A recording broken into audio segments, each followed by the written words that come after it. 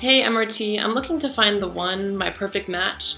I'm not asking for a ton, I just want to be happy and know that it'll last forever.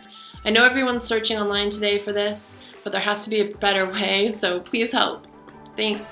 Well, just like with dating, it's easier to know if you found the perfect jewelry match in person. So on Thursday, January 30th from 5:30 until 8 p.m., M.R.T is putting the power in the hands of style-conscious women everywhere.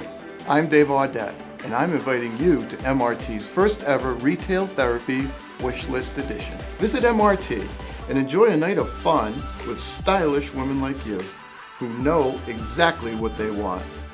It's a fun after-work event with champagne, small bites, and a tour of the largest inventory of fine jewelry in southern New England. During the evening, you'll create your very own jewelry wish list.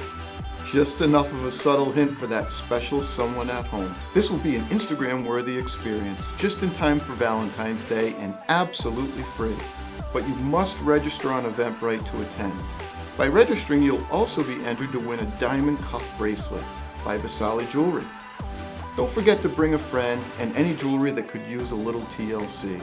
We'll be providing complimentary cleanings all evening long.